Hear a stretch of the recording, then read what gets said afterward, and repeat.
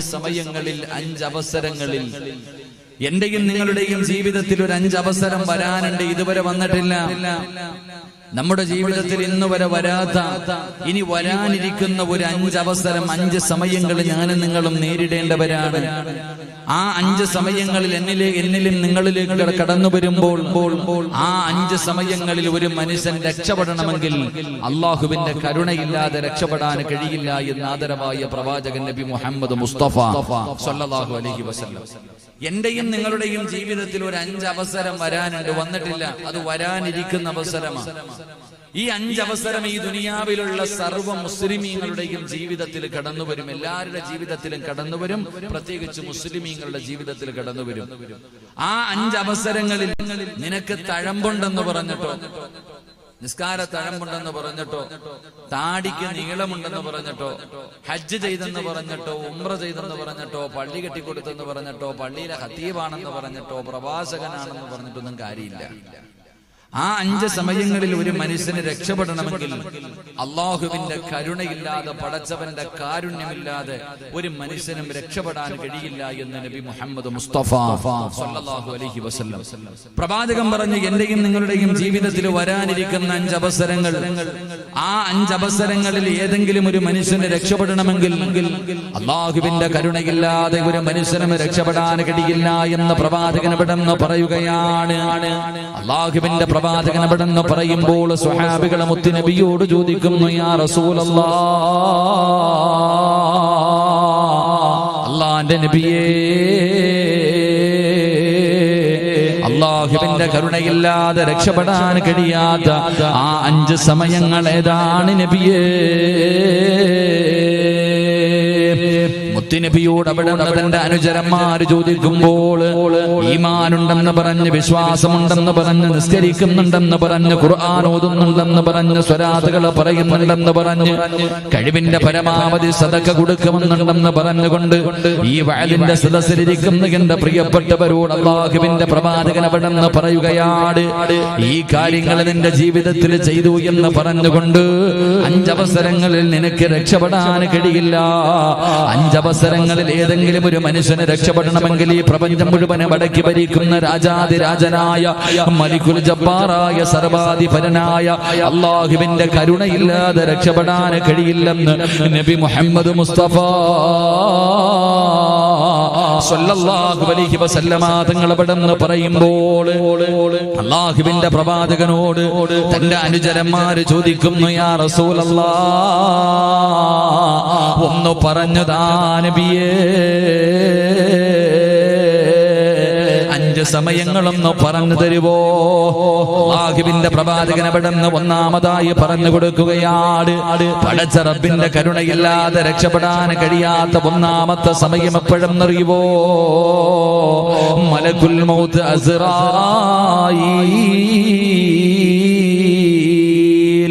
അസുറായിൽ എന്ന് പറയുന്ന മലക്കുണ്ടല്ലോ. അല്ലാഹുവേ, ആ പേര് കേൾക്കുമ്പോഴേ നമുക്ക് വല്ലാത്ത പേടിയാണ്. പക്ഷേ നമ്മൾ എത്ര പേടിച്ചാലും ഒരു ദിവസം നമ്മുടെ കണ്ണിന്റെ മുന്നിലേക്ക് ഈ മലക്ക് കടന്നു വരുമല്ലോ. ഇന്ന് വരെ മലക്കുകളെ കാണാത്ത ഞാനും നിങ്ങളും പടച്ചവനെ, ഒരു ദിവസം മലക്കുൽ മൗത്തിനെയും തന്റെ കൂടെ വരുന്ന 70,000 മലക്കുകളെയും അല്ലാഹു തന്ന നമ്മുടെ കണ്ണുകൊണ്ട് നമ്മൾ ഒരു ദിവസം കാണേണ്ടി വരുമല്ലോ. അല്ലാഹുവിന്റെ പരിശുദ്ധമായ ഖുർആൻ അവിടെന്ന് പറയുന്നു, ഫകശഫിനാ അൻക ഇതാക ഫബസറുകൽ യൗമ ഹദീദ്. അല്ലാഹുവിന്റെ വിശുദ്ധമായ ഖുർആനാ പറഞ്ഞത്, ഈ സദസ്സിലിരിക്കുന്ന ഓരോ മനുഷ്യനും മലക്കുൽ മൗത്തിനെ കാണേണ്ടവരാണ്. അല്ലാഹുവേ, അസ്റായിൽ എന്ന് പറയുന്ന മലക്കുണ്ടല്ലോ, ആ മലക്കിനെ എന്തായാലും നീ ജനിച്ചിട്ടുണ്ടെങ്കിൽ ഒരു ദിവസം നിന്റെ കണ്ണുകൊണ്ട് കാണേണ്ടി വരുമെന്ന് അല്ലാഹുവിന്റെ ഖുർആനാണ് പറയുന്നത്. അല്ലാഹുവേ, പടച്ചവനെ കാണേണ്ട താമസമുണ്ടല്ലോ. എത്ര വലിയ ആരോഗ്യവാനാകട്ടെ, എത്ര വലിയ സമ്പത്തുള്ളവനാകട്ടെ, എത്ര എത്ര വലിയ അധികാരമുള്ളവനാകട്ടെ, പടച്ചവനെ ഏത് മനുഷ്യനാണെങ്കിലും ആ മലക്കുൽ മൗത്തിനെയും തന്റെ അനുയായികളെയും അവിടെ നിന്ന് കാണുമ്പോൾ അവിടെ നിന്ന് പിടഞ്ഞ് താഴേക്ക് വീഴുകയാണ്. അവിടെ നിന്ന് പിടഞ്ഞങ്ങ് താഴേക്ക് വീഴുകയാണ്. ഈ മലക്കുകൾ മുഴുവനും നമ്മുടെ ചുറ്റുഭാഗത്തേക്ക് കടന്നു വന്നു. 70,000 മലക്കുകൾ, 70,000 പേരെ ഇന്ന് വരെ നമ്മൾ ഒരുമിച്ച് കണ്ടിട്ടുണ്ടോ? എങ്കിൽ 70,000 മലക്കുകൾ രണ്ട് കാലിൽ നടക്കുന്ന, ഒരു കൊതുക് കടിക്കുന്ന വേദന പോലും സഹിക്കാൻ കഴിയാത്ത, എന്റെയും നിങ്ങളുടെയും റൂഹ് പിടിക്കുന്നതിന് വേണ്ടി കടന്നു വന്നിട്ട് അതാ പടച്ചറപ്പിനെ മറന്നുകൊണ്ട് നടക്കുന്ന മനുഷ്യരോട് മലക്ക് പറയുന്നു, കല്ലാ ഇദാ ബലഗതി തറാകിയ വകീല മൻ റാക വظن أنه الفراق والتفت الساق بالساق. അല്ലാഹുവിന്റെ വിശുദ്ധമായ ഖുർആനാ പറയുന്നത്. മലക്കുകൾ ചുറ്റുഭാഗത്ത് നിന്നിട്ട് പറയുകയാ, എടാ നിനക്ക് രാഷ്ട്രീയ ബലമുണ്ടായിരുന്നല്ലോ, നിനക്ക് ഒരുപാട് സമ്പത്തുണ്ടായിരുന്നല്ലോ, നിനക്ക് ഒരുപാട് ആരോഗ്യമുണ്ടായിരുന്നല്ലോ, എന്തിനു വിളിച്ചാലും വരാൻ കൂടെ ആളുണ്ടായിരുന്നല്ലോ. അല്ലാഹുവേ, അവിടെ നിന്ന് മലക്കുകൾ പറയുന്നു, എന്നാൽ നിന്നെ ഞങ്ങൾ കൊണ്ടുപോകാൻ പോകുകയാണ്, നിന്റെ റൂഹ് പിടിക്കാൻ പോകുകയാണ്. നിന്നെ രക്ഷപ്പെടുത്താൻ കഴിവുള്ളവരെ വിളിക്കുന്നതിന് വേണ്ടി മലക്കുൽ മൗത്തും തന്റെ അനുയായികളും എന്റെയും നിങ്ങളുടെയും ചുറ്റുഭാഗത്തിരുന്ന് പറയുന്ന ഒരു സമയമുണ്ടല്ലോ. എന്നിട്ട് അവരുടെ കയ്യിലിരിക്കുന്ന ചാട്ടവാറ് കൊണ്ട് അല്ലാഹുവേ അവിടെ നിന്ന് ശരീരത്തിൽ അടിച്ചുകൊണ്ട് നമ്മുടെ ആത്മാവിനെ ഇങ്ങനെ വലിച്ചു പറിക്കുകയാണ്. കാലിന്റെ തള്ളവൽ നിന്നാണ് തുടങ്ങുന്നത്. പടച്ചവനെ, ഒരു വിഭാഗം 70,000-നെ 4ആയി തിരിക്കുകയാണ്. ഒരു വിഭാഗം മുട്ടുവരെ, രണ്ടാമത്തെ വിഭാഗം അരവരെ, മൂന്നാമത്തെ വിഭാഗം നെഞ്ചുവരെ, നാലാമത്തെ വിഭാഗം തൊണ്ടക്കുഴി വരെ. എന്നിട്ട് ഇവരെല്ലാവരും തൊണ്ടക്കുഴിയുടെ ഭാഗത്തേക്ക് റൂഹ് കൊണ്ടുവച്ചിട്ട് അല്ലാഹുവേ എന്റെയും നിങ്ങളുടെയും കൈകാലുകളിൽ 70,000 മലക്കുകൾ പിടിച്ചു വെക്കുകയാ. അല്ലാ, ആ സമയത്ത് തലയുടെ ഭാഗത്ത് നിൽക്കുന്ന മലക്കുൽ മൗത്ത്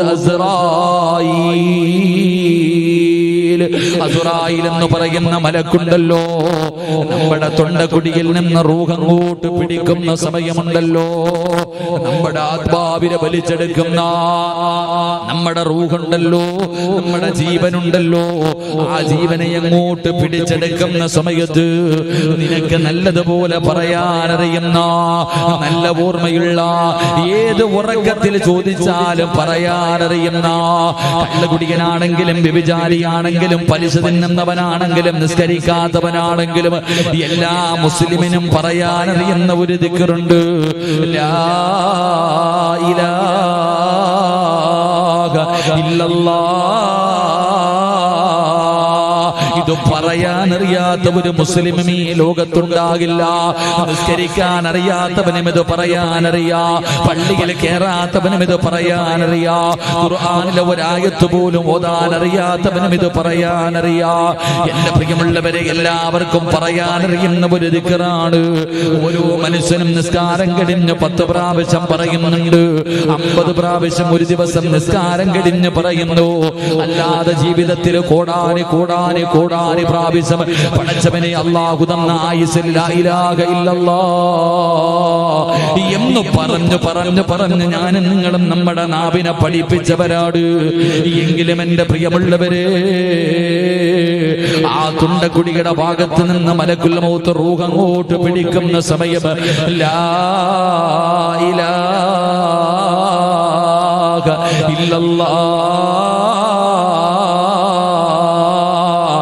എന്ന് നിന്റെ നാവ് പൊക്കിയിട്ട് പറയാൻ കഴിയണോ? അല്ലാഹു കരുണ ചെയ്തവർക്കല്ലാതെ, പടച്ചവൻ ഇഷ്ടപ്പെട്ടവർക്കല്ലാതെ, പടച്ചവനെ സ്നേഹിച്ചവർക്കല്ലാതെ അത് പറയാൻ കഴിയില്ലെന്ന് ആദരവായ പ്രവാചകൻ നബി മുഹമ്മദ് മുസ്തഫ സ്വല്ലല്ലാഹു അലൈഹി വസല്ലമ തങ്ങളാ പറഞ്ഞത്. വാപ്പാ തഴമ്പുണ്ടെന്ന് പറഞ്ഞിട്ട്, താടിയുണ്ടെന്ന് പറഞ്ഞിട്ട്, ഹജ്ജ് ചെയ്തെന്ന് പറഞ്ഞിട്ട്, ഉംറ ചെയ്തെന്ന് പറഞ്ഞിട്ട്, സദഖ കൊടുത്തെന്ന് പറഞ്ഞിട്ട്, അല്ലാഹുവേ നിനക്കത് പറയാൻ കഴിയുമെന്ന് നീ കരുതുന്നെങ്കിൽ എന്റെ പ്രിയമുള്ളവരെ വേണ്ട.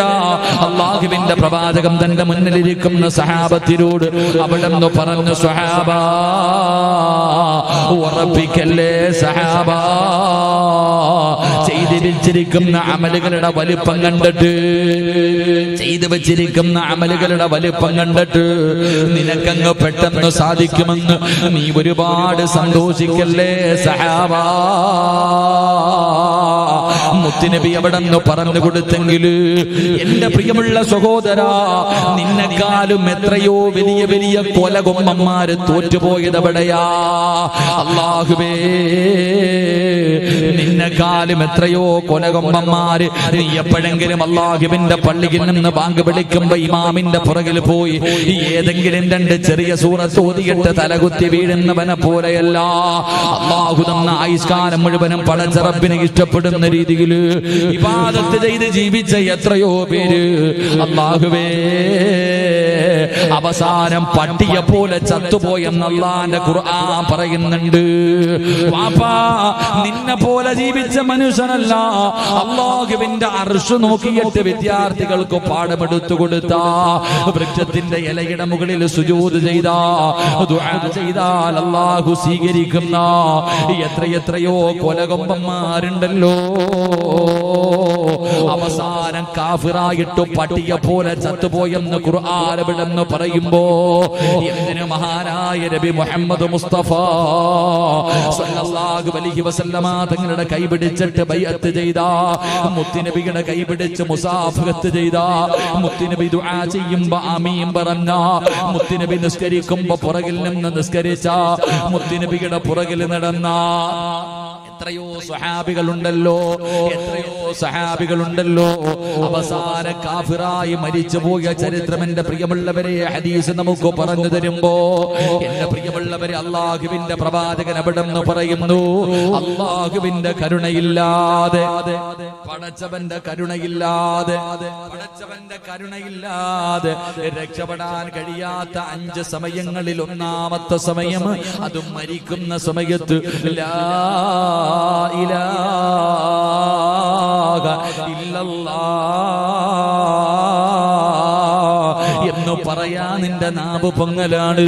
അങ്ങനെ പടച്ചവന്റെ കരുണയില്ലാതെ പറയാൻ കഴിയൂല. ഇത് മുത്തുനബിയല്ലേ പറഞ്ഞത്. ഈ ഒരു ദിക്റിന്റെ പ്രതിഫലമെന്ത്?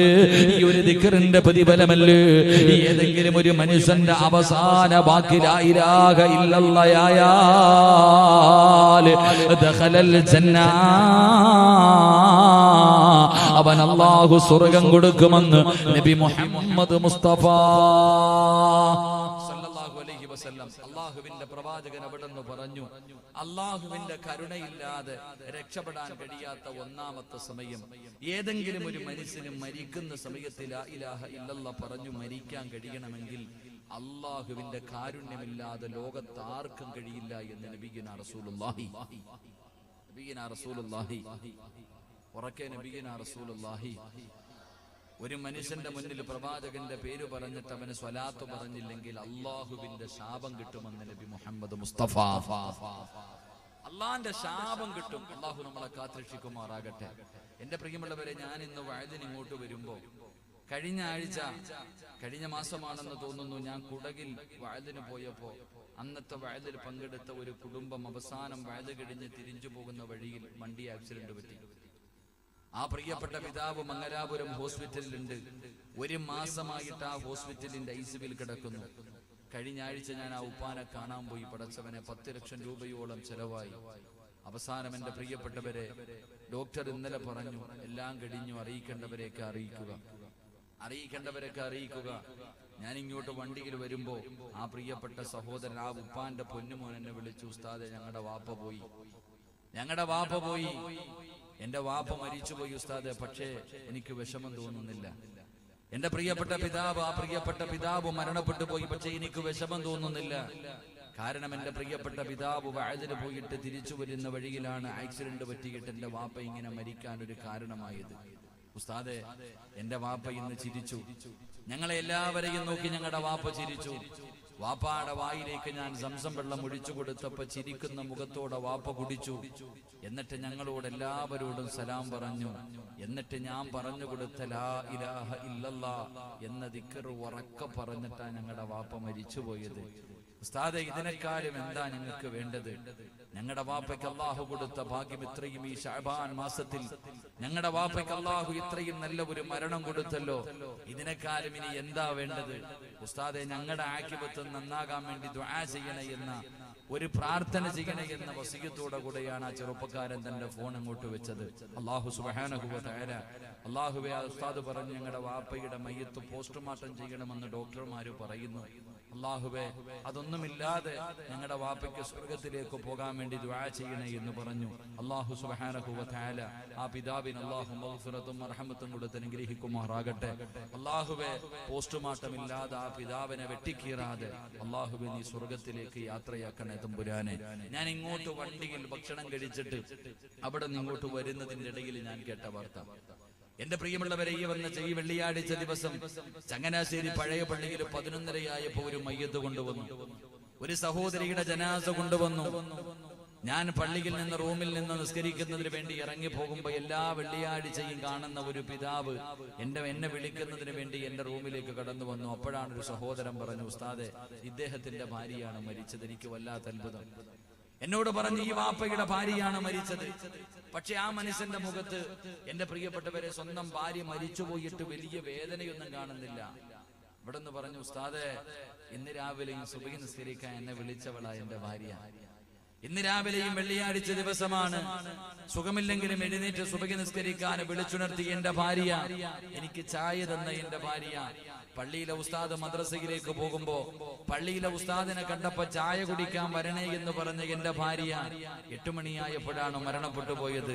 അള്ളാഹു ശഅബാ മാസത്തിലെ വെള്ളിയാഴ്ച മരിക്കാൻ എന്റെ ഭാര്യക്ക് ഭാഗ്യം കൊടുത്തല്ലോ. അതിനേക്കാളും എന്തേ എനിക്ക് വേണ്ടത്? അള്ളാഹു അവളെ ഒരുപാട് ഇഷ്ടപ്പെട്ടല്ലോ. പടച്ചവൻ അവൾക്ക് ഇങ്ങനെ ഒരു മരണം കൊടുത്തല്ലോ. അതിനേക്കാളും എന്തേ വേണ്ടത്? എനിക്കും അങ്ങനെ ഒരു മരണം കിട്ടണമെന്നാണ് ആഗ്രഹം എന്ന് ദുആ ചെയ്യാൻ പറയുമ്പോ എന്റെ പ്രിയപ്പെട്ടവരെ, ഒരുപാട് നല്ല മരണങ്ങൾ ഞാനും നിങ്ങളും കേട്ടവരാണ്, കണ്ടവരാണ്.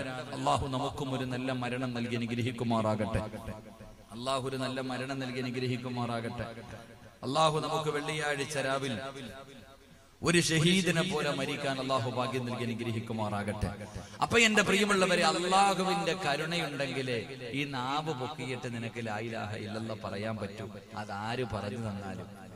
ഇനി ആര് നീ മരിക്കാൻ കിടക്കുമ്പോൾ, അതുകൊണ്ടല്ലേ പ്രവാചകൻ പറഞ്ഞത്, മരിക്കാൻ കിടക്കുന്ന മനുഷ്യന്റെ ചാരത്ത് നിന്ന് നിങ്ങൾ ലാ ഇലാഹ ഇല്ലല്ലാഹ് പറഞ്ഞു കൊടുക്കണം. എന്താ? ഓൻ അറിയാഞ്ഞിട്ടാ? ആർക്കും ലാ ഇലാഹ ഇല്ലല്ലാഹ് പറയാൻ അറിയാഞ്ഞിട്ടല്ല, എല്ലാവർക്കും അറിയാം. എന്നിട്ടും ഓർമ്മപ്പെടുത്തി കൊടുക്കാൻ പ്രവാചകൻ പറഞ്ഞു. അപ്പൊ അത്രയ്ക്കും പറയാൻ പാടാ.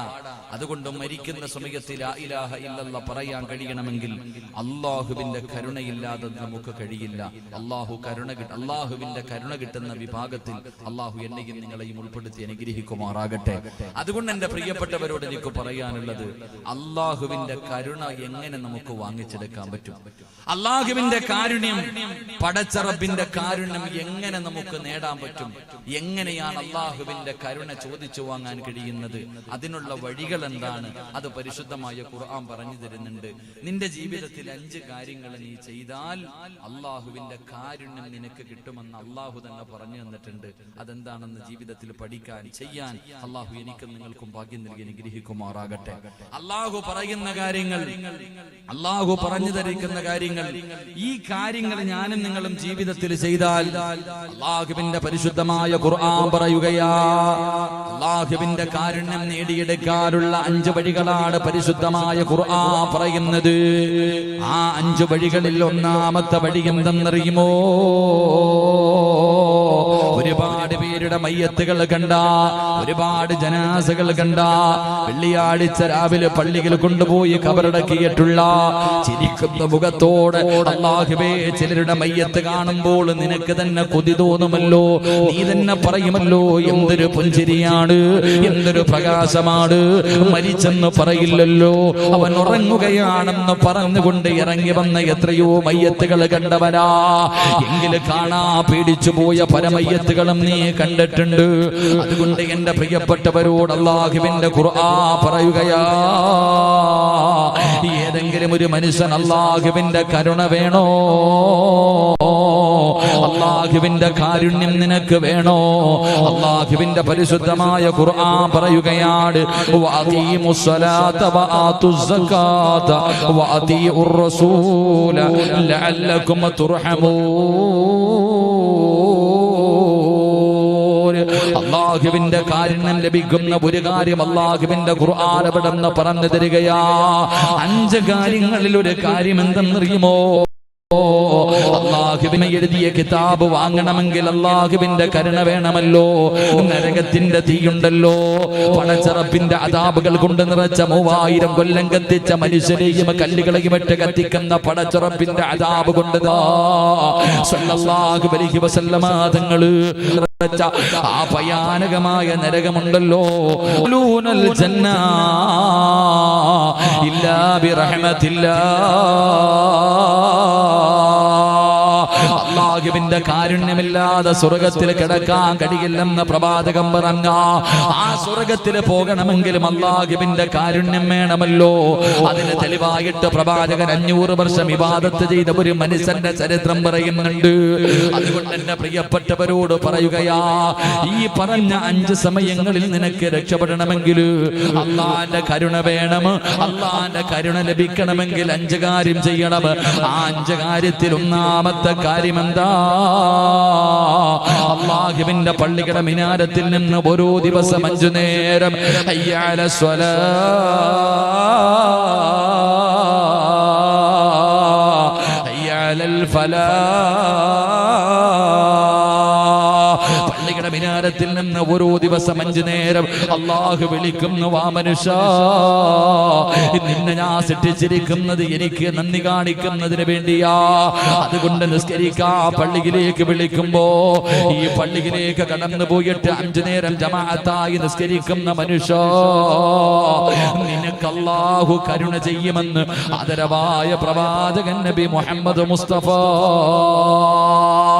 സല്ലല്ലാഹു അലൈഹി വസല്ലമ തങ്ങൾ പറയുകയാണ്, അല്ലാഹുവിന്റെ പള്ളിയിൽ പോയി 5 നേരം ജമാഅത്തായി നിസ്കരിക്കുന്ന മനുഷ്യനുണ്ടല്ലോ, പടച്ചവനെ ആ മനുഷ്യൻ അല്ലാഹു നല്ല മരണം കൊടുക്കുകയാണ്. അവനാരാ?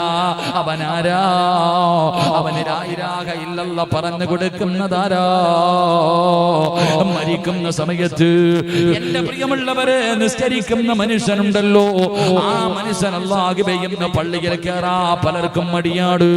പള്ളിയുടെ മുന്നിലിരുന്നാൽ കേറൂല, നിസ്കാരത്തിന്റെ ശബ്ദം വെളിയിലിരിക്കുമ്പോ നിനക്ക് കേൾക്കാം. എന്നാലും പള്ളിക്കകത്ത് കയറി നിസ്കരിക്കാൻ മടി കാണിക്കുന്നവരുണ്ട്. എങ്കിലും എന്റെ പ്രിയമുള്ളവരെ, കഴിഞ്ഞ മാസം റജബ് 27-ന് നോമ്പ് പിടിച്ചവരല്ലേ, നിസ്കാരത്തിന്റെ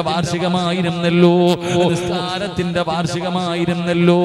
ആ നമസ്കാരത്തിന്റെ മാസം കടന്നു വന്നിട്ട് എന്റെ പ്രിയമുള്ളവരെ, അല്ലാഹുവിന്റെ മാസം കഴിഞ്ഞു. മുത്തുനബിയുടെ മാസമാണ്, റമളാൻ മാസം കടന്നു വരികയാണ്. ഒന്ന് നന്നാകണമെന്ന് നിനക്ക് തോന്നുന്നില്ലെങ്കിൽ എന്റെ പ്രിയമുള്ളവരെ, ഇന്ന് അല്ലാഹുവിന്റെ പള്ളിക്കകത്ത് നിസ്കരിക്കാൻ ആളില്ല. അല്ലാഹുവിന്റെ കാരുണ്യം വേണോ? മരിക്കുന്ന സമയത്തിൽ ലാ ഇലാഹ ഇല്ലല്ലാഹ് പറയാ നിന്റെ നാവ് പൊങ്ങണോ? നിസ്കരിക്കണേ എന്ന് നബി മുഹമ്മദ് മുസ്തഫ സല്ലല്ലാഹു അലൈഹി വസല്ലമ തങ്ങൾ പറയുമ്പോൾ നിങ്ങൾ നിസ്കരിക്കാത്തവരാണെന്ന് ഞാൻ പറയുന്നില്ല. നിങ്ങളിലധികം പേര് നിസ്കരിക്കുന്നവരാണ്, നല്ലവരാണ്. നിങ്ങൾ മാത്രം പടച്ചവനെ നിസ്കരിച്ചാ മതിയോ? അല്ലാഹുവിന്റെ ഖുർആൻ അവിടെന്ന് പറഞ്ഞതെന്തെന്നറിയുവോ? അതാ അവിടെന്ന് ഖുർആൻ പറഞ്ഞത്, നീ ഒറ്റയ്ക്ക് നരകത്തിൽ നിന്ന് രക്ഷപ്പെടണമെന്നല്ല, ഖു അൻഫുസകും വഅഹ്ലീകും അലൈക്കും നാറാ വഖൂദുഹാ അന്നാസു വൽ ഹിജാറാ. അല്ലാഹുവിന്റെ പരിശുദ്ധമായ ഖുർആൻ എവിടെന്ന് പറഞ്ഞത് നീ മാത്രം നരകത്തിൽ നിന്ന് രക്ഷപ്പെടണമെന്നല്ല, നീ നിന്റെ കുടുംബത്തെ കൂടെ രക്ഷപ്പെടുത്തണേ. അള്ളാന്റെ ഖുർആൻ എവിടെന്ന് പറഞ്ഞത് നീ നരകത്തിൽ നിന്ന് രക്ഷപ്പെടണമെന്നല്ല പറഞ്ഞത്, നിന്റെ കുടുംബത്തെ കൂടെ രക്ഷപ്പെടുത്തണം. അള്ളാഹു രക്ഷപ്പെടുത്തുമാറാകട്ടെ. അള്ളാഹുവിന്റെ കരുണ കിട്ടാനുള്ള ഒന്നാമത്തെ വഴി പള്ളിയിൽ പോയി 5 നേരം നിസ്കരിച്ചാൽ മതി. നിനക്ക് അള്ളാഹുവിന്റെ കാരുണ്യം ലഭിക്കും. മരിക്കുമ്പോ നിനക്ക് ലാ ഇലാഹ ഇല്ലല്ലാഹ് പറഞ്ഞു മരിക്കാനും കഴിയും. അള്ളാഹു ഭാഗ്യം നൽകി അനുഗ്രഹിക്കുമാറാകട്ടെ. എന്റെ പ്രിയമുള്ള സഹോദരങ്ങളെ, ഇന്ന് 5 വഖത്ത് നിസ്കരിച്ച എത്ര പേരുണ്ടെന്ന് ചോദിച്ചാൽ നിങ്ങളിൽ എത്ര പേര് കൈവക്കും? ഇന്ന് 5 വഖത്ത് ജമാഅത്തായിട്ട് നിസ്കരിച്ചവര്, ഞാൻ കൈവക്കാൻ പറയണില്ല കാരണം എനിക്ക് നാണം കെടാൻ വയ്യ. ഇന്നത്തെ 5 വഖത്ത് സുബഹി, ളുഹർ, അസർ, മഗ്രിബ്, ഇശ 5 വഖത്തും ഇമാമിന്റെ പുറകിൽ നിന്ന് നിസ്കരിച്ച എത്ര പേരുണ്ടെന്ന് ചോദിച്ചാൽ നമ്മളിൽ എത്ര പേര് കൈവക്കും? എന്റെ നിനക്ക് തിരക്കെന്ത്? നിനക്ക് നിസ്കാരം ജമാഅത്തൊന്നും ഇല്ലേ? എന്റെ ജമാഅത്തായുള്ള നിസ്കാരം നിനക്കില്ലേ? എന്റെ പ്രിയപ്പെട്ട സഹോദരങ്ങളെ, നമുക്ക് പള്ളിയിൽ പോയി നിസ്കരിക്കാൻ, അല്ലെങ്കിൽ നമ്മൾ പള്ളിയിൽ പോയി നിസ്കരിക്കും, ഭാര്യയും മക്കളും നിസ്കരിപ്പിക്കാറില്ല. സുബഹിക്ക് പള്ളിയിൽ വന്ന് നിസ്കരിക്കുന്ന വാപ്പ, നിനക്കറിയാം 7 വയസ്സായ മകനോട് അല്ലെങ്കിൽ മകളോട് നിസ്കരിക്കാൻ കൽപ്പിക്കണം. 10 വയസ്സായിട്ട് നിസ്കരിച്ചില്ലെങ്കിൽ തല്ലണം. നിസ്കരിക്കാത്തതിന്റെ പേരിൽ മക്കളെ തല്ലുന്ന ഏത് വാപ്പയുള്ള? നിങ്ങളെ ചിന്തിച്ചേക്ക്. എടാ, നിസ്കരിക്കാത്തതിന്റെ പേരിൽ മക്കളെ തല്ലുന്ന ഏത് വാപ്പയാ ഉള്ള? നിങ്ങൾ ആലോചിക്ക്. പടച്ചവനെ, ഇന്ന് വരെ ഒരു വാപ്പയും തല്ലിയിട്ടുണ്ടാവില്ല, ഈ സദസ്സിരിക്കണ ഒരു വാപ്പയും. എന്നാ വേറെ പല കാര്യങ്ങൾക്കും മക്കളെ തല്ലി, എന്നാ നിസ്കരിക്കാത്തതിന്റെ പേരിൽ തല്ലൂല. എന്റെ പ്രിയപ്പെട്ട സഹോദരങ്ങളെ, നമ്മുടെ മക്കൾ അത് 10 വയസ്സായിട്ട് നിസ്കരിക്കാത്തവനെ തല്ലണം. ഇവിടെ 18 വയസ്സുകാരൻ വീടിനകത്ത് കിടന്നുറങ്ങുന്നുണ്ട്. വാപ്പ തല്ലാറുണ്ടോ? വാപ്പ തല്ലാറുണ്ടോ? ഉമ്മ തല്ലാറുണ്ടോ? എന്റെ പ്രിയപ്പെട്ട സഹോദരങ്ങളെ, മഹാനായ സയ്യിദുന ഉമർ ഇബ്നുൽ ഖത്താബ് റളിയല്ലാഹു തആല അൻഹു ഒരു വാപ്പ എങ്ങനെ ആകണമെന്ന് ഉമർ തങ്ങൾ പറയുന്നുണ്ട്. നിങ്ങൾ ചിന്തിക്കുന്നത് മക്കളെ കെട്ടിച്ചു വിട്ട് കഴിഞ്ഞാൽ അവരോടുള്ള ബാധ്യത കഴിഞ്ഞു, അവനായി അവന്റെ പാടായി, പ്രായപൂർത്തിയായി കഴിഞ്ഞാൽ അവനായി അവന്റെ പാടായി. അങ്ങനല്ല വാപ്പ. നീ സുബഹി നിസ്കരിക്കാൻ വേണ്ടി എഴുന്നേൽക്കുമ്പോ നിന്റെ അടുത്ത റൂമിൽ കിടക്കുന്ന പ്രായപൂർത്തിയായ മകനെയും മകളെയും നീ വിളിച്ചുണർത്തണം. ഇനി കല്യാണം കഴിഞ്ഞതാണെങ്കിൽ അപ്പോഴും വിടരുത്, പോയി വിളിക്കണം. മഹാനായ നബിയുനാ റസൂലുള്ളാഹി സ്വല്ലല്ലാഹു അലൈഹി വസല്ലമ തങ്ങൾ വിവാഹം കഴിച്ചു വിട്ട പൊന്നുമോൾ മണിയറയ്ക്കകത്ത് കിടക്കുക ഭർത്താവിന്റെ കൂടെ. എന്നാലും വീടിന്റെ മുന്നിൽ പോയിട്ട് വിളിക്കും, ഫാത്തിമ എഴുന്നേറ്റ് നിസ്കരിക്കുമോളെ. അതാ വാപ്പ.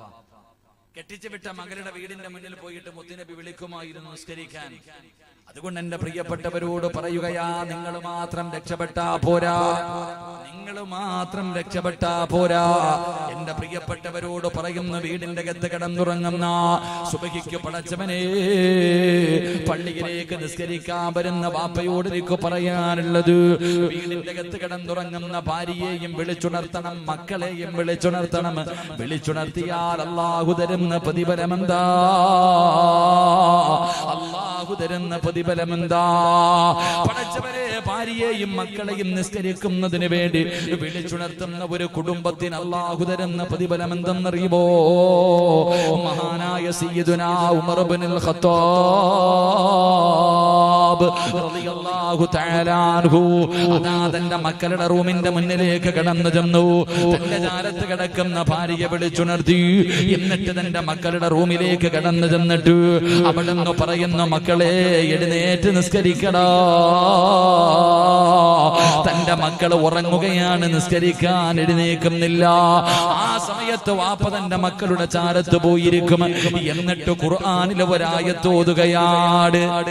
ഉറങ്ങുന്ന മക്കളുടെ ചാരത്ത്, നിസ്കരിക്കാൻ വിളിച്ച എഴുന്നേക്കാത്ത മക്കളുടെ ചാരത്ത് ഒരു പിതാവ് ചെന്നിരുന്നിട്ട് അല്ലാഹുവിന്റെ ഖുർആനിലെ ഒരായത്ത് ഓതുകയാ. ഓതിക്കൊടുക്കുവാപ്പാ, ഈ ആയത്ത് നിന്റെ പൊന്നാര മക്കളുടെ ചെവിയിലും ഓതിക്കൊടുക്ക്. ഏത് മോനും വിശ്വാസമുണ്ടോ? മരിക്കേണ്ടവനാണെന്നുള്ള വിശ്വാസമുണ്ടോ?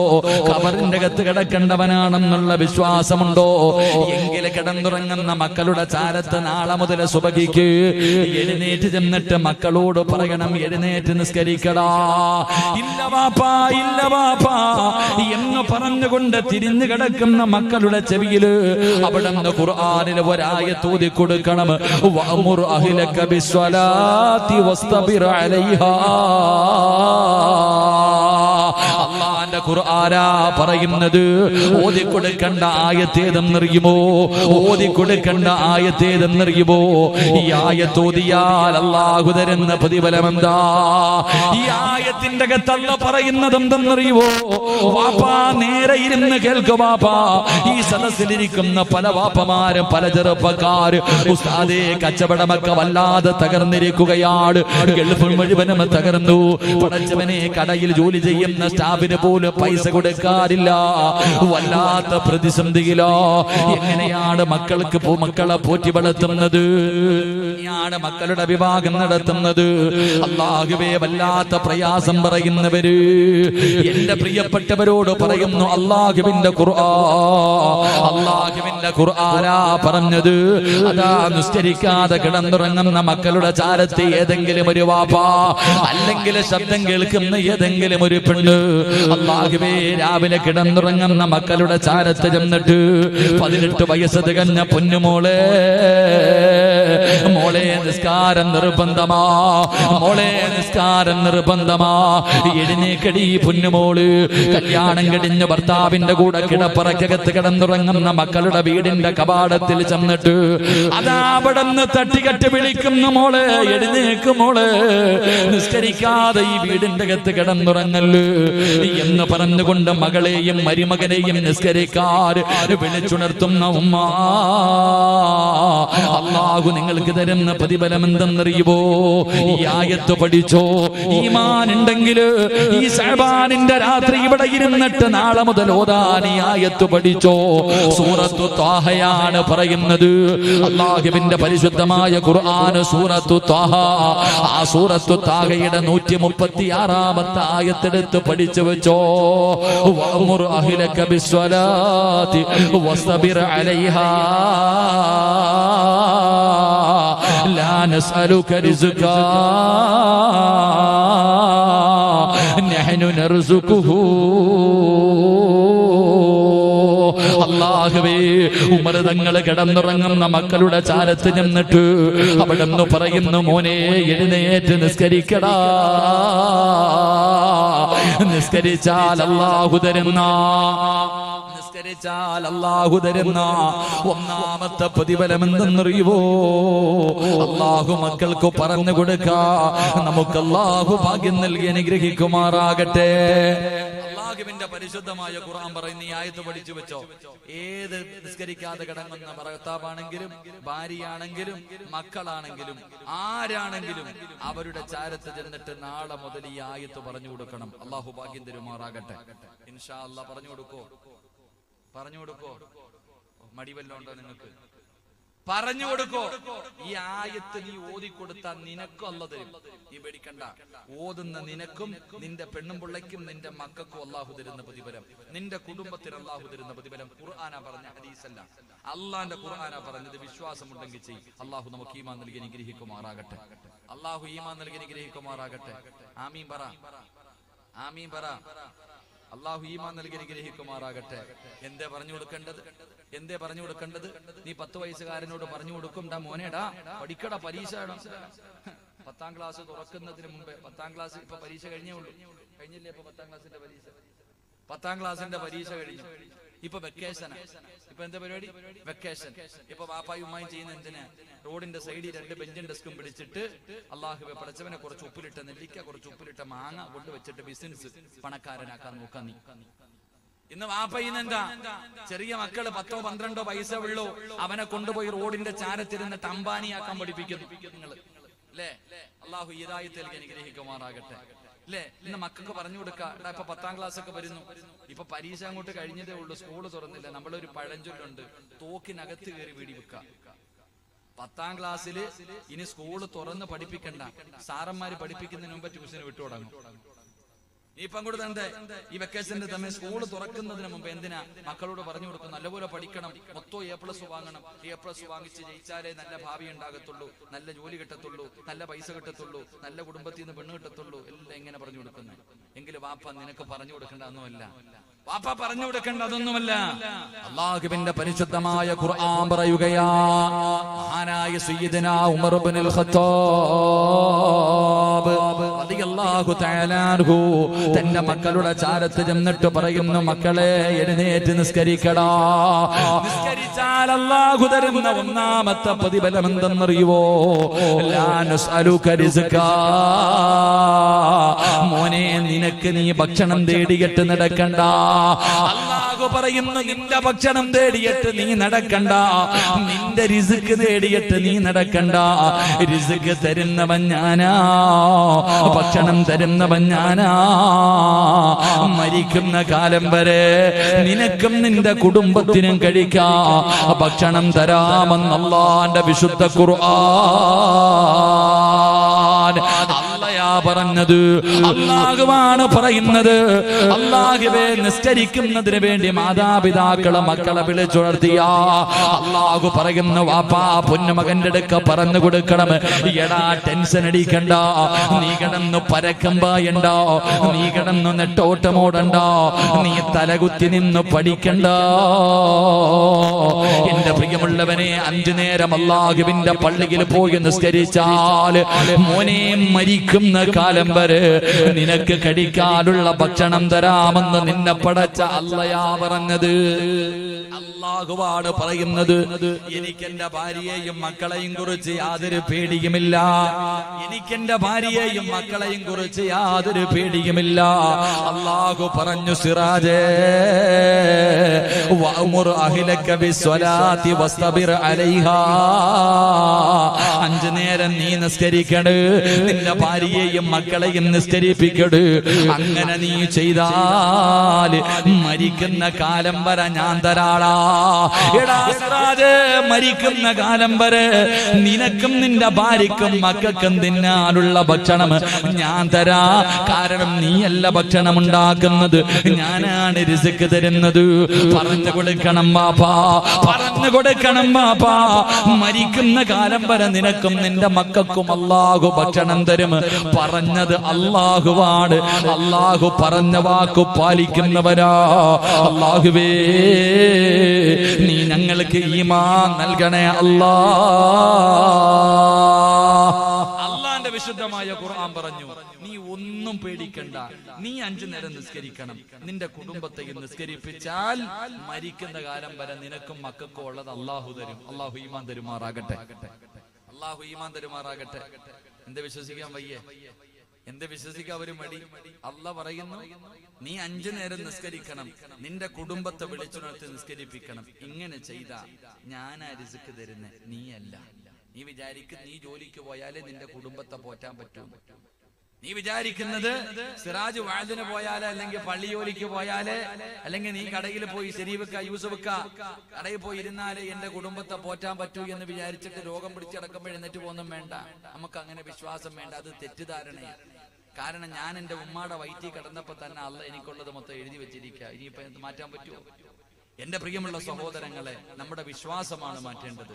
നമുക്ക് മരിക്കുന്ന കാലം വരെ തിന്നാനുള്ള ഭക്ഷണം അല്ലാഹു പണ്ടേ എഴുതി വെച്ചിട്ടുണ്ട്, കിട്ടാനുള്ള പൈസ എഴുതി വെച്ചിട്ടുണ്ട്. അത് അല്ലാഹു എഴുതി വെച്ചത് അത് കിട്ടുക തന്നെ ചെയ്യും. അതുകൊണ്ട് ഖുർആൻ പറഞ്ഞു, നീ നിന്റെ വിശ്വാസം മാറ്റ്. ഒരു ദിവസം നീ ജോലിക്ക് പോയില്ലെങ്കിൽ നിന്റെ കുടുംബം പട്ടിണിയാകുമെന്ന് കരുതുന്ന മനുഷ്യ, നീ മരിച്ചുപോയ നിന്റെ മോളെ ആര് കെട്ടിക്കും? നീ മരിച്ചുപോയാൽ നിന്റെ പെണ്ണുപിള്ളക്ക് ആര് ചിലവന് കൊടുക്കും? അല്ലാഹു കൊടുക്കും. ആ അല്ലാഹു തന്നെയാ പറഞ്ഞേ, 5 നേരം നീ നിസ്കരിക്ക്, ഭാര്യയും മക്കളെയും വിളിച്ചുണർത്ത് നിസ്കരിപ്പിക്ക്. മരിക്കുന്ന കാലം വരെ അല്ലാഹു നിനക്ക് അന്നം തരുമെന്ന് അല്ലാഹുവിന്റെ വിശുദ്ധ ഖുർആൻ. അല്ലാഹു നമുക്ക് ഈമാൻ നൽകുമാറാകട്ടെ. ഇതാണ് പറഞ്ഞു കൊടുക്കേണ്ടത് വാപ്പ. ഇതാണ് വാപ്പ പറഞ്ഞു കൊടുക്കേണ്ടത്. ഇതെങ്ങനെ വാപ്പ പറയോ? ഏതെങ്കിലും ഉമ്മ പറയോ? അതെങ്ങനെ പറയാനാ? ഏത് വാപ്പയ്ക്കാ ധൈര്യമുള്ളത്? അടുത്ത റൂമിൽ കിടക്കുന്ന 18 വയസ്സുകാരനെ പോയി വിളിച്ചിട്ട്, എഴുന്നേറ്റ് പള്ളിയിൽ പോടാ. മോൻ പറയാ, ആദ്യം നിങ്ങളൊന്ന് പോ. ഏത് വാപ്പയ്ക്കാ പോയി പറയാൻ അവകാശമുള്ളത്? നിനക്ക് അവകാശമില്ല, കാരണം നീ പോകാറില്ല. നിന്നെ ചെറുപ്പം മുതലേ കണ്ടാ പഠിച്ച ഈ മോള് ഉമ്മ നിസ്കരിക്കുന്നത് വരെ കണ്ടിട്ടില്ല, പിന്നെ എങ്ങനെ പോയി പറയാൻ? എന്താ പറയാ, രണ്ടിനെ ഒരു വണ്ടിക്ക് കെട്ടാൻ പറ്റും? അങ്ങനത്തെ സാധനങ്ങൾ അങ്ങനെയില്ല സഹോദരങ്ങളെ. നിസ്കരിക്ക്. അല്ലാഹു നമുക്ക് ഈമാൻ നൽകി അനുഗ്രഹിക്കുമാറാകട്ടെ. 2 അല്ലാഹുവിന്റെ ഖുർആൻ എവിടെന്ന് പറയുകയാണ്, വഅ്മുർ അഹ്ലക ബിസ്സലാത്തി വസ്തബിർ അലൈഹാ ലാ നസ്അലുക റിസ്കാ നഹ്നു നർസുഖുഹു വൽ ആഖിബത്തു ലിത്തഖ്വാ. അല്ലാഹു അല്ലാഹു പറയുന്ന രണ്ടാമത്തെ പ്രതിഫലം എന്തെന്നറിയുവോ? രണ്ടാമത്തെ പ്രതിഫലം എന്തെന്നറിയോ? മനുഷ്യ, ഒരു നല്ല മരണം അല്ലാഹു നിനക്ക് തരും ബാപ്പാ. അല്ലാഹുവിന്റെ ഖുർആനാ പറയുന്നത്. നിനക്കൊരു നല്ല മരണം വേണോ? വെള്ളിയാഴ്ച രാവിലെ മരണം വേണോ? എപ്പോഴും പറയും ഉമ്മ മരിച്ചത് വെള്ളിയാഴ്ചയാണ്, തഹജ്ജുദ് നിസ്കരിച്ചിട്ടിരിക്കുമ്പോഴാണ്. എന്റെ വാപ്പ ലാ ഇലാഹ ഇല്ലല്ലാഹ് എന്ന് പറഞ്ഞു കൊടുത്തപ്പോ വെള്ളം കുടിച്ചിട്ട് പറയുന്നത് ഞാൻ കേട്ടു ഉസ്താദ് എന്ന് പറയുന്നതിൽ ഒരു കാര്യവുമില്ല. എന്റെ പ്രിയപ്പെട്ടവരോട് പറയുന്നു, നിനക്കൊരു നല്ല മരണം വേണോ? നിനക്കൊരു നല്ല മരണം വേണോ? നാളെ മക്കളോട് പറയണം, എഴുന്നേറ്റ് നിസ്കരിച്ചാൽ അല്ലാഹു തരുന്ന രണ്ടാമത്തെ പ്രതിഫലം ചിരിക്കുന്ന മുഖത്തോടെയുള്ള യാത്രയാ, സ്വർഗം കണ്ടിട്ടുള്ള മരണമാ. നിന്നെ കാണാൻ വരുന്നവരുടെ മുഖത്ത് നോക്കി പുഞ്ചിരിക്കാനുള്ള ഭാഗ്യമാ. പറഞ്ഞു കൊടുക്കാൻ കഴിയണം ചെറുപ്പക്കാരാ, പറഞ്ഞു കൊടുക്കാൻ കഴിയണം ബാപ്പാ. ഇതാണ് പറഞ്ഞു കൊടുക്കേണ്ടത്, ഇതാണ് പറഞ്ഞു കൊടുക്കേണ്ടത്. അതുകൊണ്ട് അല്ലാഹുവിന്റെ പരിശുദ്ധമായ ഖുർആനാ പറയുന്നത്, എന്റെ പ്രിയപ്പെട്ട ചെറുപ്പക്കാരാ, ഇന്നെല്ലാവരും പടച്ചവനെ ഫുട്ബോൾ കളി നടക്കുമ്പോ പാതിരാത്രി 12 മണി വരെ, 1 മണി വരെ, 2 മണി വരെ പടച്ചവനെ ഫുട്ബോൾ കളി കണ്ടിട്ട് സുബഹി നമസ്കരിക്കാതെ കിടന്നുറങ്ങുന്ന യുവത്വേ, അല്ലെങ്കിൽ മോശമായ കാര്യങ്ങൾക്ക് നടക്കുന്ന യുവത്വേ, എന്റെ പ്രിയപ്പെട്ട ചെറുപ്പക്കാരാ, നിസ്കരിക്കടാ. ഒരു നല്ല മരണം വേണമെന്ന് നിനക്ക് കൊതിയില്ലേ മോന്? നിന്നെ പോലെ എത്രയെത്രയോ ചെറുപ്പക്കാര് വികാരമുള്ള, മോഹങ്ങളുള്ള, സ്വപ്നങ്ങളുള്ള, ഒരുപാട് പ്രതീക്ഷകളുമായി കഴിയുന്ന എത്രയോ ചെറുപ്പക്കാരുടെ ചരിത്രം നിനക്കറിയാ. അല്ലാഹുവേ, എന്റെ ചെറുപ്പക്കാർക്ക് ഞാനൊരു ചരിത്രം പറഞ്ഞു തരട്ടെ. മഹാനായ ഹുബൈബ് ഇബ്നു അദി റളിയല്ലാഹു തആല അൻഹു നിന്നെ പോലെ ഒരു ചെറുപ്പക്കാരനായിരുന്നടാ. ഹുബൈബ് ഇബ്നു അദി റളിയല്ലാഹു തആല അൻഹു അവിടുന്ന് ശത്രുക്കളെ പിടിച്ചു കൊണ്ടുപോയി കൊല്ലുന്നതിന് വേണ്ടി പടച്ചവനെ തൂക്കുമരത്തിന്റെ മുമ്പിൽ ഇങ്ങനെ കയറ്റി നിർത്തിയിരിക്കുകയാണ്. തൂക്കുമരത്തിന്റെ മുന്നിൽ ഇങ്ങനെ കയറ്റി നിർത്തിയിരിക്കുകയാണ്. പടച്ചവനെ താഴെ നിൽക്കുന്ന ശത്രുക്കൾ മുഴുവനും ഹുബൈബിന്റെ കൂട്ടുകാരാ. അവിടെന്ന് പറഞ്ഞു, ഹുബൈബേ, എന്തിനാ ചെറുപ്രായത്തിൽ മരിക്കുന്നത്? എന്തിനാടാ വെറുതെ ചാകുന്നത്? നീ എങ്ങനെയെങ്കിലും പുതിയ മതത്തിൽ നിന്നൊന്ന് തിരിഞ്ഞു വരുവോ? നിനക്ക് ഞങ്ങൾ പണം തരാ, നിങ്ങൾക്ക് ഞാൻ അധികാരം തരാ, ഏത് സുന്ദരിയായ പെണ്ണിനെയും നിനക്ക് വിവാഹം കഴിച്ചു തരാ. എന്തിനാ ചാകുന്നത്? ഇറങ്ങി വാടാ. കൂടെ പഠിച്ച സഹപാഠികൾ മുഴുവനും ഹുബൈബ് എന്ന് പറയുന്ന ചെറുപ്പക്കാരനെ തിരിച്ചു വിളിക്കുമ്പോ, എനിക്ക് അല്ലാഹുവാണ് വലുതെന്ന് പറഞ്ഞുകൊണ്ട് തൂക്കുമരത്തിന്റെ മുന്നിൽ ഹുബൈബ് നിൽക്കുകയാണ്. അവസാനം അവര് പറഞ്ഞു, ഒരാൾക്കും കൊടുക്കാത്ത ഒരു ഓഫർ നിനക്ക് തരാ. നീ മതമൊന്നും മാറണ്ട, നിന്റെ നേതാവിനെ കുറിച്ച് മോശമായിട്ടൊരു വാക്ക് പറ. അതിന് ഹുബൈബ് തയ്യാറായില്ല. ഹുബൈബ് ഇബ്നു അദി റളിയല്ലാഹു തആല അൻഹുവിനെ അവസാനം തൂക്കി കൊല്ലാ സമയമായപ്പോ ഖുറൈശികൾ പറഞ്ഞു, ഹുബൈബേ, കൊല്ലാൻ പോവുകയാണ്, നിന്നെ കൊല്ലാൻ പോകുകയാണ്. ചാകുന്നതിന് മുമ്പ് വല്ല അഭിലാഷമുണ്ടെങ്കിൽ പറ ഹുബൈബ്, ഞങ്ങളുടെ കൂട്ടുകാരനല്ലേ. അവിടുന്ന് ഹുബൈബ് റളിയല്ലാഹു തആല അൻഹു അവിടുന്ന് പറഞ്ഞത്, ഉമ്മാനെ കാണണമെന്നല്ല, വാപ്പയെ കാണണമെന്നല്ല, പടച്ചവനെ എന്റെ ജീവന് തിരിച്ചു തരണമെന്നല്ല. ഹുബൈബ് എന്ന ചെറുപ്പക്കാരന്റെ ജീവിതത്തിൽ അവസാനത്തെ അഭിലാഷം ചോദിച്ചപ്പോ അവിടുന്ന് പറഞ്ഞു, എനിക്ക് 2 റക്അത്ത് നിസ്കരിക്കാൻ ഒരവസരം തരുവോ? എനിക്ക് അല്ലാഹുവിനോടൊന്ന് സംസാരിക്കണം. എന്നെ പടച്ച ഈ പ്രപഞ്ചം മുഴുവനും അടക്കി ഭരിക്കുന്ന രാജാതിരാജനായ മലിക്കുൽ ജബ്ബാറായ റബ്ബുൽ ഇസ്സത്തായ കാരുണ്യത്തിന്റെ കടലായ എന്റെ ഉമ്മയെക്കാൾ എന്റെ വാപ്പയെക്കാൾ എന്നെ സ്നേഹിക്കുന്ന എന്റെ റബ്ബുണ്ടല്ലോ, എനിക്ക് ആ റബ്ബിനെ ഒന്ന് കാണണം, എനിക്ക് ആ റബ്ബിനോടൊന്ന് സംസാരിക്കണം. അവിടുന്ന് 2 റക്അത്ത് നിസ്കരിക്കാൻ അനുവാദം ചോദിക്കുകയാ. പടച്ചവര് അവിടുന്ന് പൊതുപെടുത്തിട്ട് 2 റക്അത്ത് നമസ്കരിക്കുകയാണ്. പെട്ടെന്നാണ് നിസ്കരിച്ചത്. ചെറിയ സൂറത്താണ് ബോധിയത്, ചെറിയ സൂറത്താണ് ബോധിയത്. നിസ്കാരം കഴിഞ്ഞിട്ട് ഹുബൈബ് ഇരുന്ന് കരയുകയാ. സുജൂദിൽ കിടന്നിട്ട് അല്ലാഹുവോട് പറയുന്നു, അല്ലാഹ്, ഞാൻ ഞാൻ വലിയ വലിയ സൂറത്തുകൾ ഓതിയിട്ടാ സാധാരണ നിസ്കരിക്കാറുള്ളത്. വലിയ സൂറത്തുകൾ ഓതിയിട്ട് നിസ്കരിക്കാറുള്ളൂ. ഇന്ന് ചെറിയ സൂറത്ത് ഓതാറുള്ള കാരണം എന്തെന്നറിയുവോ? എന്റെ പ്രിയപ്പെട്ടവരെ, നിസ്കരിക്കേണ്ടത് ഖുൽ ഹുവല്ലാഹ് ഓതിയിട്ടല്ല, സൂറത്തുൽ കൗസർ ഓതിയിട്ടല്ല. ഖുർആൻ ഓതാൻ അറിയാത്തവരുടെ കാര്യമല്ല. വാപ്പാ വലിയ വലിയ സൂറത്തുകൾ ഓതിയിട്ട് വേണം നിസ്കരിക്കാൻ. ഒറ്റയ്ക്ക് നമസ്കരിക്കുന്ന സമയത്ത് അല്ലാഹുവിന്റെ പരിശുദ്ധമായ ഖുർആനിൽ നിനക്കറിയുന്ന ഏറ്റവും വലിയ സൂറത്ത് ഓതിയിട്ട് നിസ്കരിക്കട്. ഇബ്നു അബ്ബാസ് തങ്ങൾ പറയുകയാ, ഏതെങ്കിലും ഒരു മനുഷ്യന്റെ നിസ്കാരം ദീർഘിപ്പിച്ചാൽ അല്ലാഹു അവന്റെ മരണം എളുപ്പമാക്കി കൊടുക്കുമെന്ന് നബി മുഹമ്മദ് മുസ്തഫ. പടച്ചവരെ, ഒരുപാട് കിടന്ന് സക്കറാത്തിന്റെ വരി വലിക്കണ്ട. 3-4 ദിവസം കിടന്ന് വലിക്കുന്നവരെ കാണാ. ഇപ്പത്തീരുമെന്ന് പറഞ്ഞ് കുടുംബക്കാര് മുഴുവനും ലീവ് എടുത്തിട്ട് വീടിന്റെ പരിസരത്തിൽ ഉറക്ക ഒഴിച്ചിട്ട് വന്ന് കാത്തു നിന്നിട്ട് മരിക്കാതെ വരുമ്പോ അവസാനം അവിടെ നിന്ന് വെറുപ്പോടെ ഇറങ്ങി പോകുന്ന രംഗം കാണുന്നവരല്ലേ. വാപ്പാ, നിനക്കറിയുന്ന ചെറുപ്പക്കാരാ, നിനക്കറിയുന്ന ഖുർആനിലെ 114 അധ്യായങ്ങളിൽ ഏത് സൂറത്താണോ, ഏത് വലിയ സൂറത്താണോ നിനക്കറിയുന്നത്, അത് ഓതിയിട്ട് നിസ്കരിക്കുമോനെ, അത് ഓതിയിട്ട് നിസ്കരിക്കു പെങ്ങള്. അല്ലാഹു നിന്റെ മരണം എളുപ്പമാക്കി തരുമെന്ന് നബി മുഹമ്മദ് മുസ്തഫ.